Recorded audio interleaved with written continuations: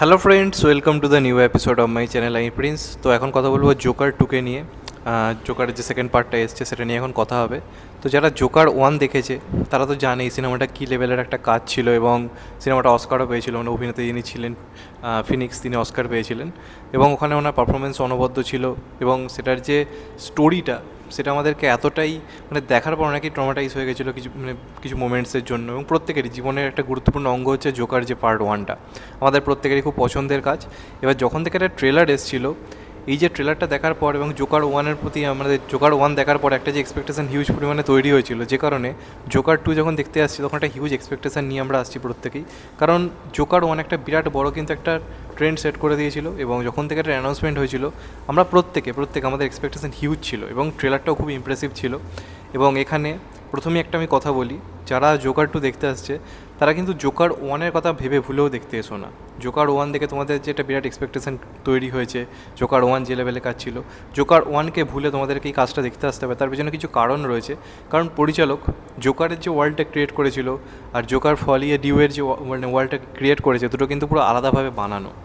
Joker ওয়ানে আমরা কী দেখেছিলাম, যে একজন স্ট্যান্ড আপ কমেডিয়ান হতে চায়, যে জীবনে কিছু করতে পারছে না, তাকে নিয়ে সবাই হাসাহাসি করছে, মজা করছে, তাকে কেউ আজ অব্দি ভালোবাসেনি, সবাই তার থেকে দূরে থাকতে চায়, তাকে কেউ পছন্দ করে না। এই করতে করতে একটা মানুষ কীভাবে একজন সাইকো কিলারে পরিণত হচ্ছে, জোকারের ছদ্মবেশে নিয়ে যেভাবে মার্ডার করছে, সেরকম একটা স্টোরি ছিল। এবার সেটা যে তোমরা দেখে নিয়েছি, যে কারণে সেই মানুষটা কীরকম সেটা নিয়ে আমাদের মনে একটা এক্সপেকটেশন নানা রকম ক্রিয়েট হয়ে গেছে, যে এই মানুষটা কী করতে পারে না করতে পারে। তো এবার যে সেকেন্ড পার্টটা, ওকে যে অ্যাসাইলামে নিয়ে যাওয়া হচ্ছে, আমরা দেখেছিলাম মুড়ে কেউ ডাইরেক্ট আর কি মানে মার্ডার করছে সেই কারণে, এবং আরও কিছু মার্ডারও করেছিল সেই কারণে ওকে অ্যাসাইলামে নিয়ে যাওয়া হচ্ছে। এবার এই অ্যাসাইলামে গিয়ে ওর সঙ্গে আলাপ হচ্ছে লেডি গাগা যে ক্যারেক্টারটা প্লে করেছে হার্লে কুইন, তার সঙ্গে তার আলাপ হচ্ছে। এবার অরিজিনাল জোকার যে মানে স্টোরিটা ছিল, হার্লে কুইনের যে স্টোরি ছিল, সেখানে আমরা যেটা জানতে পারি যে জোকারের সাইকিয়াট্রিস্ট মানে ছিল হচ্ছে হার্লে কুইন। ওকে ঠিক করতে করতে ওর প্রতি একটা আলাদা ফিলিংস আস্তে আস্তে সেও কিন্তু আস্তে আস্তে জোকারের মতো হয়ে যায়। বাট এখানে স্টোরিটা কিন্তু পুরো অন্যরকম করা হয়েছে। এখানে বহুদিন ধরে ফলো করছে জোকারকে হচ্ছে এখানে কুইন, এবং তার প্রতি একটা আলাদা রকমের ফিলিংস রয়েছে। কারণ দুজনেই একই টাইপের কাইন্ড অফ, মানে তাদের জীবন ধারা বা তাদের জীবনে যা যা ঘটছে সেগুলো কোথাও গিয়ে মেলে বলে এদের যে ভাইবসটা কোথাও গিয়ে দারুণভাবে ম্যাচ করছে। এদের জীবনেরই কেউই কিন্তু এদের আশেপাশে কেউ নেই, বা কেউ ওদের কথা কোনো ভাবেনি, যে কারণে এই প্রথমবার জোকারের জীবনে কিন্তু ভালোবাসা আসছে, যেটা আগের কোনো পার্টে সেই ফিলিংসটাও পায়নি। কারণ কোনো দিন তো কেউ ভালোই বাসেনি, যে ওকে কেউ ভালোবাসতে পারে, ওর প্রতি কারোর ফিলিংস থাকতে পারে, এই ফিলটাও কোনো দিন পায়নি। তো হার্লে কুইনের জন্য সেই ফিলটা পাচ্ছে, এবং এই সিনেমাটায় কাইন্ড অফ একটা মিউজিক্যাল মুভি হিসেবে কিন্তু এটা বানিয়েছে। পরিচালক বলেছিল যে পুরোপুরি একটা মিউজিক্যাল মুভি হবে না, কিন্তু এই সিনেমাটা কিন্তু বহুলাংশে মিউজিক রয়েছে।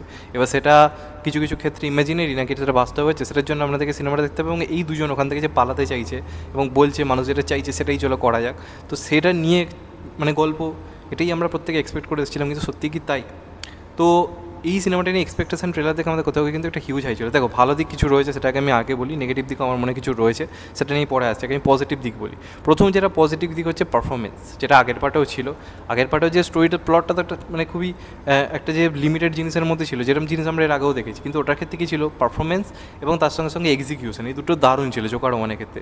এইটার ক্ষেত্রে পারফরমেন্সের জায়গায় 10-এ 10 কেন, 10-এ 100 দিতে হবে। এবং আমি মনে করি আরও একবার অস্কার ডিজার্ভ করে এখানে ফিনিক্স, যে পারফরমেন্স দিয়েছে। এবং লেডি গাগারও অসম্ভব পারফরমেন্স।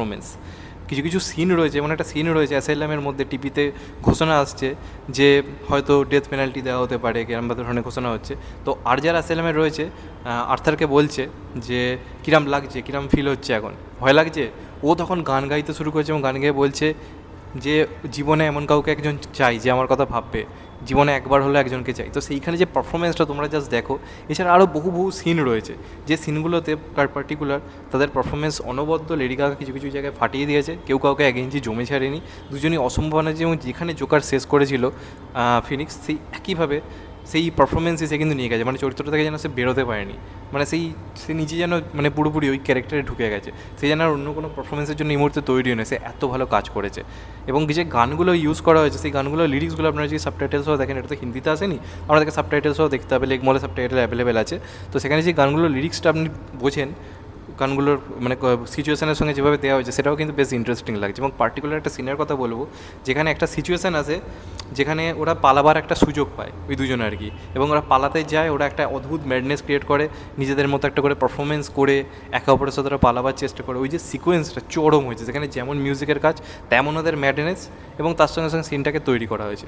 তো এই যে মোমেন্টসগুলো যেগুলো পার্ট ওয়ানের ক্ষেত্রেও ছিল, অভিনয়, পারফরমেন্স, এইগুলো কিন্তু এই পার্টেও আপনারা যদি পারফরমেন্স দেখতে আসার জন্য আসেন, ফিনিক্সের অভিনয় দেখার জন্য যদি আসেন, তাহলে আপনি সিনেমাটা অবশ্যই টিকিট কেটে দেখুন।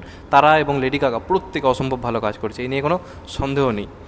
এবার আমি সিনেমার যদি নেগেটিভ দিকে আসি, তাহলে এই মানে সিনেমাটার ক্ষেত্রে এক্সপেকটেশন অনেক হাই ছিল, কারণ এইখানে যে মেন যে অ্যাট্রাকশানটা, যেটা আমার মনে হয় বাকিদের সঙ্গে তো মতামত নাও হতে পারে, আমি এখানে জাস্ট আমার মতামত দিচ্ছি। এই যে হার্লে কুইন এবং এই যে দুজনের যে ভাইবস ম্যাচ করছে, জীবনে প্রথমবারের জন্য ভালোবাসা আসছে, আমি ভেবেছিলাম এটার ওপর অনেক কিছু নির্ভর করে থাকবে গল্পের, এটাকে কেন্দ্র করে অনেক কিছু হয়তো আবর্তিত হবে, কিন্তু পরিচালক কিন্তু সেই জিনিসটা একদমই করেনি। এখানে তারা গল্পটাকে যেভাবে নিয়ে গেছে একটা কোর্টরুম ড্রামার উপর ভিত্তি করে, যেখানে আমরা জোকার যে জিনিসটা ঘটিয়েছে আর কি, মানে অর্থাৎ যে ঘটনাটা ঘটিয়েছে সেটাও ভুলবশত করে ফেলেছে নাকি ইচ্ছা করেই মানে করে ফেলেছে, মানে ওর মধ্যে যে স্প্লিট পার্সোনালিটি রয়েছে নাকি ও ইচ্ছাকৃতভাবে এগুলো করে, সেই নিয়ে একটা ডিবেট চলছে আর কি কোর্টে। এবং সেই কোর্ট রুম ড্রামাটার উপর সিনেমাটাকে অনেকটা বেশি কিন্তু টেনে নিয়ে গেছে, এবং সেটা এই সিনেমাটার কিন্তু প্রায় 90% রয়েছে। তো এখানে যে মেন অ্যাট্রাকশানটা ছিল লেডি গাগার সঙ্গে বা হার্লি কুইনের সঙ্গে জোকারের, যে দুটো ভাইবস যে ম্যাচ করছে, দুজন একই টাইপের, একে অপরের অসহায়, যেহেতু নামটা দেওয়া হয়েছে, নামটার মানে কি, এই যে ফলিয়ে ডিউ মানেটা কি, দুজন অসহায় মানুষের একে অপরের কাছে আসা, যখন একে অপরের দুঃখ তার মানে এই যে সিচুয়েশানটাকে বলা হয় ফলিয়ে ডিউ। তো সেই যে সিচুয়েশানটার নামটার সঙ্গে যে এক্সপেকটেশানটা, সেটার সঙ্গে কিন্তু সিনেমাটা পুরোপুরিভাবে কিন্তু ভাইবসটা ম্যাচ করতে পারেনি। এবং আমার মনে হয় কোর্টরুম ড্রামাটার উপর তারা অনেক বেশি টাইম দিয়ে দিয়েছে। তবে সেই কোর্টরুম ড্রামায় কিছু মেসেজ রয়েছে, সেটা কিন্তু ভালো, যে এই ধরনের মানুষরা ভুলবশতই জিনিসগুলো ঘটায় নাকি কি, এই ধরনের আলোচনারই প্রয়োজন নেই, কারণ এই মানুষগুলোকে বোঝার মতোই পৃথিবীতে কেউ নেই। যেমন পার্ট ওয়ানে ওর যে একটা বন্ধু ছিল আর কি, প্যাটেলস বলে একটা বন্ধু ছিল, যাকেও শেষ পর্যন্ত ছেড়ে দেয়, মারে না, সেও কিন্তু কোর্টে এসে ওর হয়ে কিন্তু সাক্ষী দিচ্ছেন, ওর বিপক্ষে সাক্ষী দিচ্ছে, যে কারণে ওর প্রতি ওর একটাবার নেগেটিভিটি তৈরি হয়েছে। তো এই কিছু কিছু মুভমেন্টস রয়েছে যেগুলো ভালো, সেগুলো নিয়ে কোনো সন্দেহ নেই, কিন্তু স্টোরি ওয়াইজ পার্ট ওয়ানকে ভাই ফার এগিয়ে রাখতে হবে। স্টোরি ওয়াইজ এটা কিন্তু খুবই সাধারণ জায়গাতে রয়েছে, এবং ক্লাইম্যাক্সে একটা চমক দেওয়ার চেষ্টা হয়েছে। আই থিঙ্ক সেটা না করে আরও স্টোরির ওপর জোর দিলে ভালো হতো। আমার মোটামুটি লেগেছে, পার্ট ওয়ান থেকে যে এক্সপেকটেশন ক্রিয়েট হয়ে গেছিলো, পার্ট টুটা আমার মতে সেই মোমেন্টে ক্রিয়েট করতে পারেন। পারফরমেন্স ওয়াইজ আগেরটার একদম পুরোপুরি সমান এগিয়েছে, কিন্তু স্টোরি ওয়াইজ বা এক্সিকিউশন ওয়াইজ আমার মানে একটু হলো প্রথমটা থেকে আমি কিন্তু এটাকে একটু পিছিয়ে রাখবো, কারণ এক্সপেকটেশন আরও অনেক বেশি হাই ছিল। তো সেখানে জোর করে একটা ক্লাইম্যাক্স আনা হয়েছে, সেই ক্লাইম্যাক্সের যে এন্ডিংটা, সেটা আমরা আরও বেটার কিছু আশা করেছিলাম, সেটা আমার কোথাও কি হয়নি। আমি চাইলেই বলে দিতে পারি, কিন্তু সেটা বললে স্পয়লার দেওয়া হবে, সে কারণে বলছি না। এবার তোমরা গিয়ে দেখো, আমার মনে হয় না এন্ডিং খুব একটা কারোর ভালো লাগবে বলে। এন্ডিং একটা মেসেজ দেওয়ার চেষ্টা করা হয়েছে, কিন্তু সেটা খুব একটা ওয়ার্ক করে না, কারণ আমাদের মাথায় এক্সপেকটেশন এত অন্যরকম কিছু ছিল, তো সেক্ষেত্রে আশা অনেক বেশি ছিল।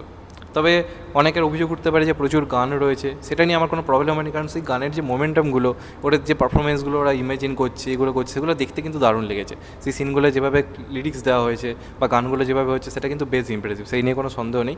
কিন্তু স্টোরি ওয়াইজ বা এক্সিকিউশন ওয়াইজ, একটা সিনেমা ওয়াইজ যদি বলা যায়, তাহলে পারফরমেন্স ওই দুটোকে আমি সমান জায়গাতে রাখবো, কিন্তু story wise Joker one far better than Joker two, এটা আমার ব্যক্তিগতভাবে মনে হয়। একজন ভালো সিনেমা বা ভালো পারফরমেন্স দেখার জন্য আপনারা সিনেমাটা অবশ্যই দেখতে পারেন। যারা হলিউড লাভার্স, যারা জোকারের মতো সিনেমা পছন্দ করে, তাদের জন্য ঠিক আছে, কিন্তু জোকার দেখে পার্ট টু এর ক্ষেত্রে আরও বেটার কিছু আশা করছেন বা আরও বড়ো কিছু আশা করছেন, তাহলে মনে হয় ভুল হবে, কারণ দুটোর ওয়ার্ল্ডটাই আলাদাভাবে ক্রিয়েট করেছে, দুটো অন্যভাবে সিনেমাটাকে বানানো হয়েছে। তো আমার ঠিকঠাক লেগেছে, পার্ট ওয়ানটা আমার কাছে চিরকাল একটা মাস্টারপিস হয়ে থাকবে, সেকেন্ড পার্টটা ঠিকঠাক লেগেছে, মানে সর্বকালের সেরা এই লিস্টে কিন্তু আমি অন্তপক্ষে ফেলতে পারবো না। পারফরমেন্স ওয়াইজ ঠিক আছে, স্টোরি ওয়াইজ বা ফিল্ম ওয়াইজ একটু হলেও পিছিয়ে থাকবে আমার মতো জোকার ওয়ানের থেকে। তো এটা আমার মতামত, তোমাদের কী মতামত অবশ্যই কমেন্ট করে জানিও। চ্যানেলটা নতুন হলে চ্যানেলটা সাবস্ক্রাইব করে দিও and get the bell icon. ভালো থেকো সবাই, টেক কেয়ার, নমস্কার, আবার দেখা হবে। এখন তো ভাই সবাই ভালো থেকো, সুস্থ থেকো, নমস্কার, টেক কেয়ার, আবার দেখা হবে, ভালো থেকো সবাই।